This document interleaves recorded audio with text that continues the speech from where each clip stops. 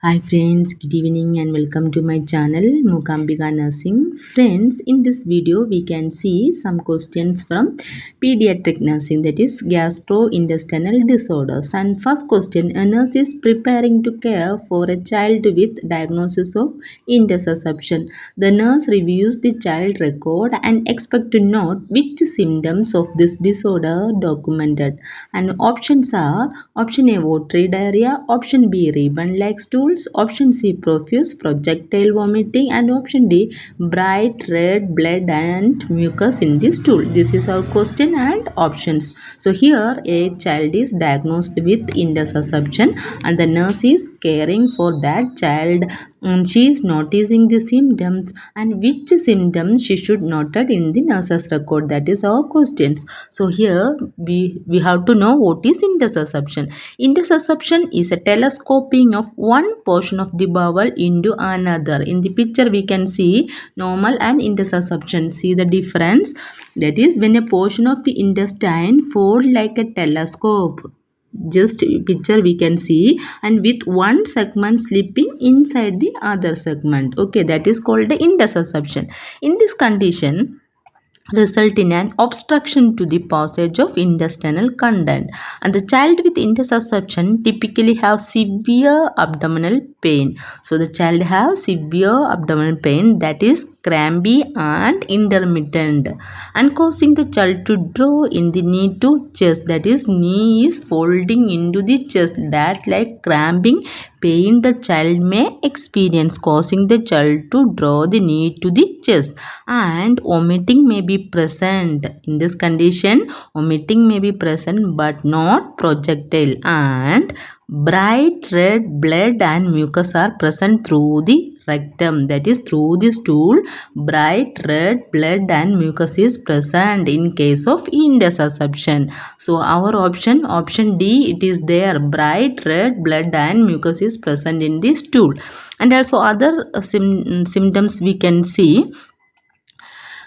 The stool is like current jelly like stool is observed. The patient is having in abdominal pain, that is crampy intermittent abdominal pain and vomiting. Bright red blood and mucus is present in the stool, and stool is like current jelly like stool. That is in case of intussusception main symptoms. So in our option bright red blood and mucus is present in the stool. So option D is correct over here. Remaining option watery diarrhea, ribbon like stool. Ribbon like stool is like here current jelly like stool, not correct. Watery diarrhea is not correct, and profuse projectile vomiting, it is not present in case of intussusception. So option D bright red blood and mucus is present in this stool.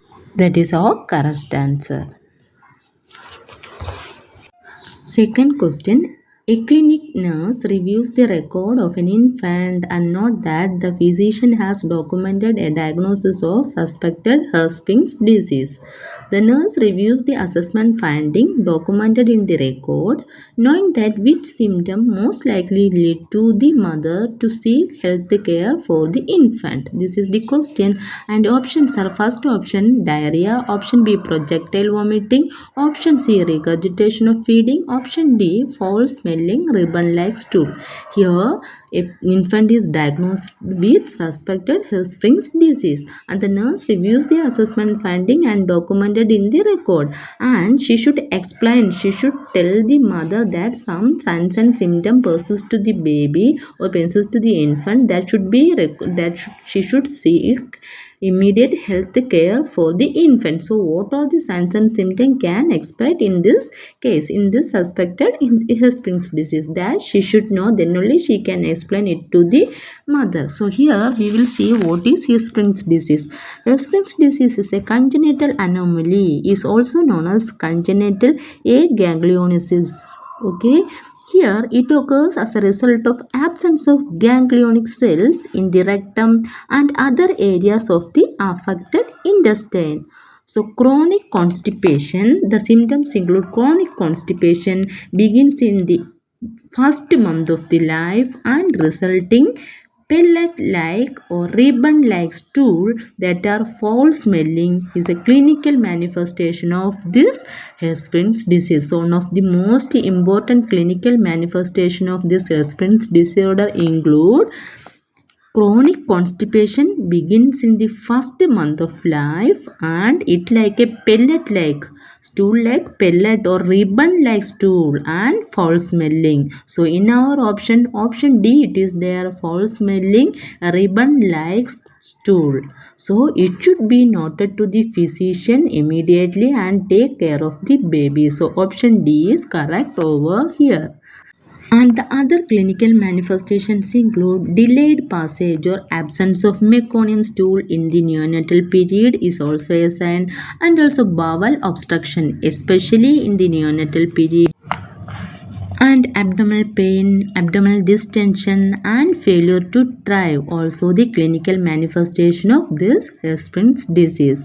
So these are all the clinical manifestations. And here in our question option D is correct, and remaining diarrhea, projectile vomiting, regurgitation of feedings is not correct here, and projectile vomiting is mainly seen in case of pyloric stenosis. Third question, an infant just returned to the nursing care unit after a surgical repair of cleft lip on the right side. The nurse placed the infant in which position at this time? This is the question. Options are option A prone position, option B on the stomach, option C left lateral position, option D right lateral position. So our question, after cleft lip surgery on the right side, which is the best position should the nurse give to the infant? That is our question. So here, what is cleft lip? We have to know first. Cleft lip is a congenital anomaly that occurs as a result of failure of the soft tissue or bony structure to fuse during the embryonic development. So during the embryonic development, the soft tissue or bony structure is failure to fuse, that is called cleft lip. And after cleft lip repair, nurses should avoid positioning the infant on the same side. Here it is right side surgery. So on the right side or prone position, because this position causes rubbing of the surgical site with mattress or with bedsheet and mattress and bedsheet. So same side should avoid do after the surgery. So she can place on the left side. So here our surgery is on the right side. So nurses can place the infant on the opposite side, that is left lateral position. Option C, here it is there, left lateral position, that is correct. Right lateral position we should not give. On the stomach or prone position we should not give. Nurses should position the infant on the left lateral to the repair or on the back, or we can also provide upright position. Okay. The benefit of this upright position is to prevent airway obstruction by secretions. After the surgery, secretion will come, secretions and blood and tank obstruction. So all to prevent airway obstruction, we can also provide upright position we can give to the patient. Also left lateral position we can give after cleft lip surgery. Next question, the fourth question, a nurse reviews the record of a newborn infant and note that a diagnosis of esophageal atresia with tracheoesophageal fistula is suspected. The nurse expected to note which most likely sign of this condition document in the record. So our options are infant crying, option B coughing at night, option C choking with feeding, option D severe projectile vomiting. So here suspected tracheoesophageal atresia with tracheoesophageal fistula for a newborn infant. And our question, the nurse expected to note which among the following option in one sign is important to note in his nurse's record. So she should know what all the signs can occur, what are the signs and symptoms can occur in a newborn infant with esophageal atresia with tracheoesophageal fistula. Then only she can document the finding in the record. So what is tracheoesophageal atresia with tracheoesophageal fistula? We will see first.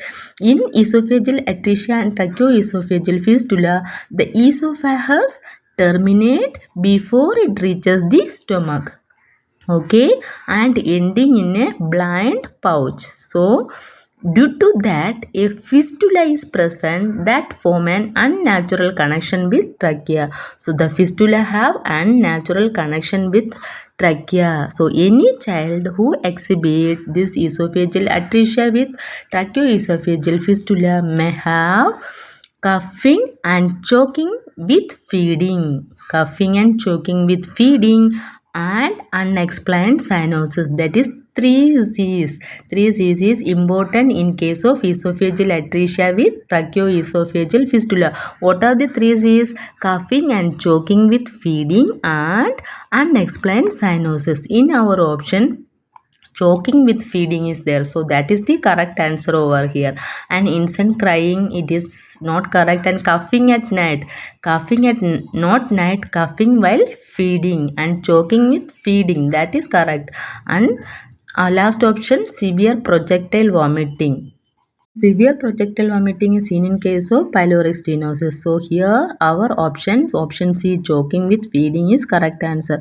If choking, coughing with feeding is there, that also correct. And also unexplained cyanosis is there, that also correct. So 3 C's is the important manifestation signs of esophageal atresia with tracheoesophageal fistula. Next question, the fifth question. A nurse provide home care instruction to the parents of a child with celiac disease. The nurse teaches the parents to include which food item in the child diet? Option A, rice. Option B, oatmeal. Option C, red toast. Option D, wheat bread. Here our question is home care instruction to the parents of a child with celiac disease. So as a nurse, what she will teach us to the parents about the diet? Okay, dietary advice. What dietary advice she can give to the parents of a child with celiac disease? That is the question. So here we have to know what is celiac disease. So what deficiency is there in celiac disease, that we have to know. The celiac disease is also known as gluten enteropathy or celiac flu, and it is the intolerance to the gluten. Okay, gluten is a protein component which is present in wheat, barley, rye, and oats. So it's a protein which is present in wheat, barley, rye, and oats. So the child have intolerance to the gluten content in these food items, and therefore the nurses should advise the parents should avoid these all food items and replace the food to another food like corn, rice, millets. Okay, and also vitamin supplement, especially fat soluble vitamins, iron and folic acid can include in the child's diet. That advice she can give or he can give to the parents. So this dietary advice should be lifelong, that also she should mention to the parents. Okay, so in gluten enteropathy or celiac disease, they should avoid gluten, the protein content of wheat, barley,